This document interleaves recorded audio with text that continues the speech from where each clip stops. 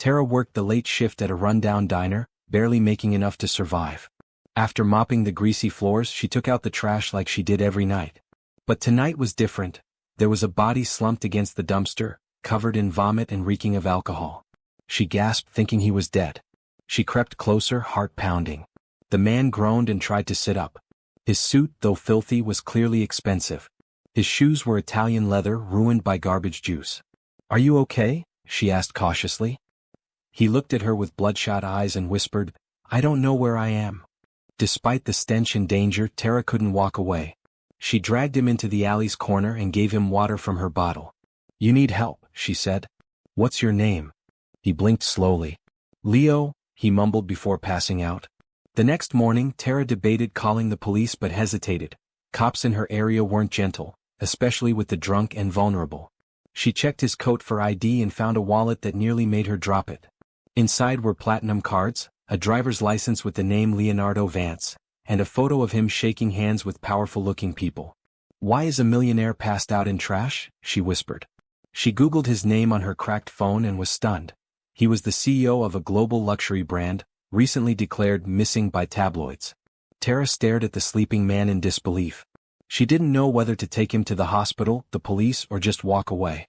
But something in her gut told her to stay involved. He'd already trusted her without knowing it. Maybe fate had dropped him in her path for a reason. Leo woke up in Tara's tiny apartment, confused and panicked. "Where the hell am I?" he snapped, clutching his head. Tara calmly handed him tea. "Relax. You were unconscious in a dumpster. I saved your life." He looked around the cramped room with cracked walls and a flickering light. "This isn't a hotel?" Tara rolled her eyes. "You think hotels let drunks pass out in garbage?" He scoffed at first, then noticed the sincerity in her eyes. "I don't remember anything," he admitted. Tara believed him. He looked broken, more than just drunk. There was something hollow in his voice.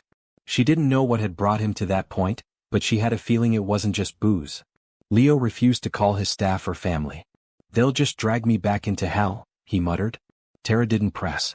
She offered him a deal. "You can crash here for 3 days. After that, you figure your life out." He laughed bitterly. 3 days in the shoebox? That's cruel. Tara raised an eyebrow. "Better than dying in the trash, rich boy." For the first time he smirked. "You've got guts." And just like that, he accepted. Tara had no idea what she'd invited into her life. Leo might be down now, but he was a storm waiting to break. And she was standing directly in its path. That night, Leo dreamed of boardrooms, betrayal, and a woman with cold eyes telling him, "You're nothing without your name." He jolted awake, drenched in sweat. Tara looked at him. "Nightmare?" He nodded but said nothing. He wouldn't explain that he'd lost everything. His company, his reputation, and his mind, after a hostile takeover and a betrayal from someone he loved. He'd gone from penthouses to park benches in a matter of weeks. Tara didn't push him to talk. Instead, she gave him space and offered silence, which somehow helped him more than questions ever could. Tara forced Leo to help her clean her apartment and even wash dishes. "You're not a guest. You're breathing my air, you work for it." He looked at her like she was mad. "Do you know who I am?" She shrugged. "Right now? A guy with dirty socks." By day 2, Leo was sweeping floors and even fixed her leaky faucet using skills he didn't remember he had. Tara teased him, "What rich school teaches plumbing?" He grinned. "One that charges a lot for life lessons." Bit by bit, he started looking less like a millionaire in crisis and more like a man trying to rebuild. And Tara found herself oddly drawn to him. Tara's neighbor Jace noticed the strange man staying over. He'd always had a thing for her and didn't like competition. "Be careful," he warned her. "Rich types are dangerous when they get bored." She brushed it off, but the seed was planted. Who was Leo really? And why had someone like him ended up with someone like her? Leo noticed Jace watching him. "Your friend stares like he wants to kill me." Tara laughed. "That's just Jace. He's all bark." Leo didn't respond, but his jaw clenched slightly. They argued over her broken TV. He insisted on fixing it. She called him clueless. The shouting turned into laughter. The laughter melted into silence. And in that silence, Leo kissed her. It wasn't soft. It wasn't slow. It was raw, filled with confusion, passion, and desperation. When they pulled apart, Tara touched her lips. Was that a thank you or a mistake? Leo whispered, "Maybe both." They didn't speak of it again. But from that moment, everything between them changed. Leo's former assistant, Fiona, found out he was alive through a tip. She tracked him to Tara's neighborhood, arriving in a sleek black car.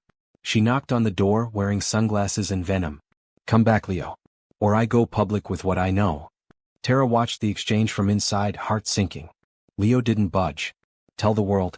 I've got nothing left to lose." Fiona left with a smirk, but the damage was done. Tara now knew Leo had secrets, big ones. "You lied to me," Tara said, standing in the doorway. Leo tried to explain, but she shook her head. "I let you into my world. You didn't trust me enough to be honest." He looked broken again. "I didn't want to pull you into my mess." She whispered, "Too late." And with that she walked out, leaving him alone again, this time by choice. Tara didn't hear from Leo for days.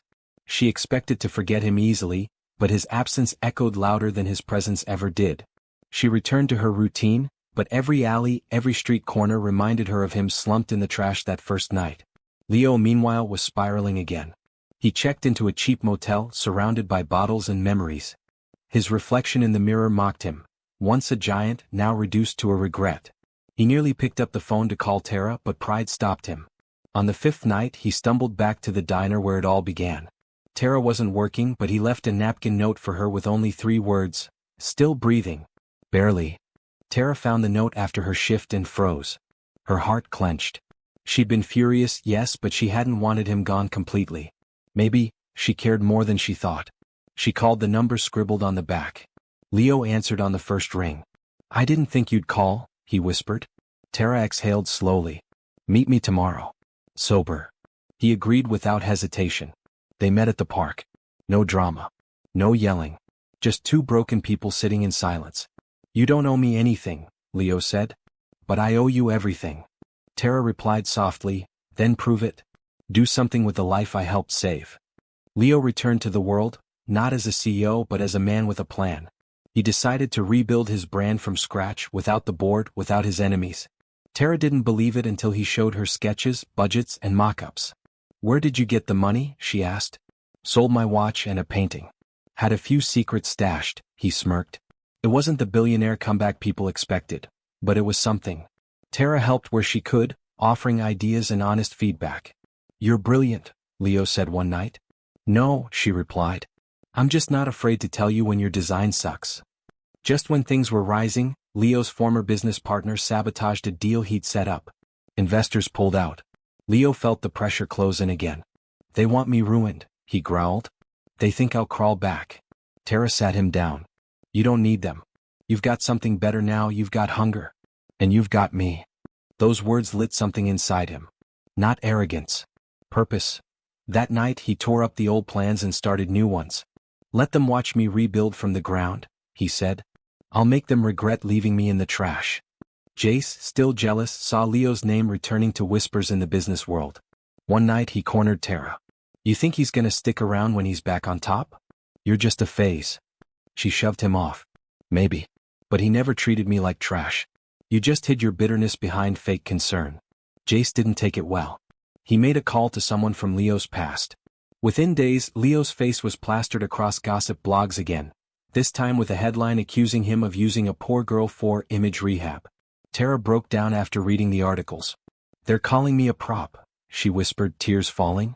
Leo looked haunted. "I'll fix this." She shook her head. "You can't fix the world's mouth."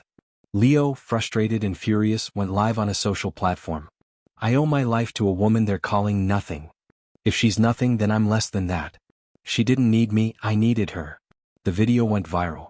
Thousands supported them.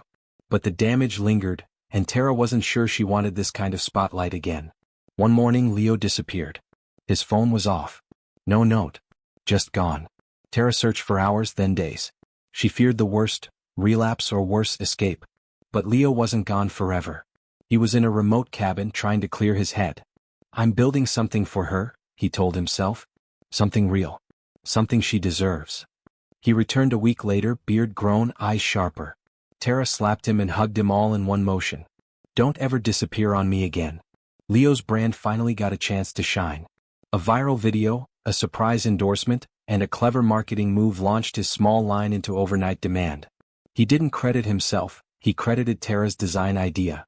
He came home that night holding champagne and a grin. "We did it," Tara laughed. That means we can afford light bulbs now? He grabbed her and spun her. We can afford the whole building. But she still made him take out the trash. Just in case you forget where you came from, she teased. One day a former investor came crawling back. Join us again. We'll put you back on top. Leo asked one question. Can Tara be on the board? The man scoffed. She's a nobody. Leo stood. Then I'm not interested. She's the reason I survived. She doesn't need your permission to matter. Tara overheard the entire thing. That night she didn't say a word. She just kissed him longer than ever before. Tara and Leo stood outside the same dumpster where they first met. This is where my old life ended, he said. And where mine began, she added. They looked at each other. He knelt suddenly, pulling out a ring. I lost everything and found you. Will you marry me? She burst into tears. Yes, trash boy. I will. The cameras didn't catch it. The blogs didn't report it. But that moment, quiet, gritty and real, was the richest either of them had ever felt. Planning the wedding wasn't romantic, it was chaos. The media caught wind, and suddenly every high-end venue wanted to host them. Tara wanted something small. Leo's old world wanted extravagance. Arguments sparked. This isn't me, Tara snapped during a venue tour. Leo paused. Then we cancel it. We do it your way. Tara blinked. You'd walk away from all this? He held her hand. I already did once. For you. They settled on a rooftop where the city lights could witness them, but no one else. No reporters. No noise. Just them, under the stars, promising to never forget the dumpster where it all began. Just days before the wedding, Fiona returned, this time with a legal notice. She claimed Leo owed her shares from his resurrected brand. I helped build it, she hissed. You don't get to erase me. Leo stood firm. I built this one with someone better than you. And she didn't need a contract to prove her worth. The court date was set, on the same week as the wedding. Tara offered to postpone. Leo shook his head. She can't ruin us unless we let her. So they prepared to fight for love, and for ownership of what they'd built. In court, Fiona spun lies. Claimed Leo was mentally unstable when he built the new brand. But Tara took the stand. Come. Honest. Powerful. If he was broken, he fixed himself with no help but his own hands. And I watched it happen. The jury sided with Leo. Fiona left the courtroom red-faced, defeated. Leo grabbed Tara's hand in front of the cameras and kissed it. That was the last ghost from my past, he whispered. Let's bury it. And just like that, the weight lifted. They could finally walk forward, together. The wedding day arrived with no chaos, no press, just pure calm. Tara wore a second-hand dress she found at a thrift shop. Leo wore a simple black suit. No brands. No diamonds. Just real love. Their vows were simple. I found you in trash, but you made me feel priceless, Tara whispered. Leo's eyes glistened. You pulled me out of darkness and never asked for anything back. I give you everything now. They kissed under the moonlight as their small circle clapped. It wasn't a fairy tale wedding, but it was their truth. And that was enough. Marriage wasn't easy. Leo had habits, pride, control issues. Tara had trauma, independence, trust scars. They clashed. Sometimes badly. One night she yelled, I don't care how rich you are, don't talk down to me. He blinked. You think that's who I am? She sighed. Sometimes, yeah. Silence. Then he walked out. Not to leave, but to breathe. When he returned, he brought her favorite takeout and whispered, Teach me. Don't give up on me yet. She smiled. You're lucky I'm stubborn. Tara fainted one morning. She thought it was stress. Turns out it was a baby. She panicked. We're not ready. You're barely settled. Leo smiled. I've been broken. Poor. Lost. But nothing scared me like this, and I've never been more ready. They didn't tell the world. They kept it quiet. Sacred. He played guitar on her belly. She talked to the baby like it was already here. Their apartment, once broken and cold, now buzzed with life. The child wouldn't know poverty, but they'd know struggle. And strength. And the beauty of love that started in a dumpster. Years later, Leo and Tara sat outside their small home with their child asleep in Tara's lap. You ever think about how this all started? Leo asked. Tara laughed. A drunk millionaire in trash and a poor girl with too much heart. He kissed her forehead. You saved me. She looked at him. We saved each other. And just like that, the story that started in the gutter became a legend. Not of money, not of fame, but of love born in the mess, proven in fire, and sealed in truth.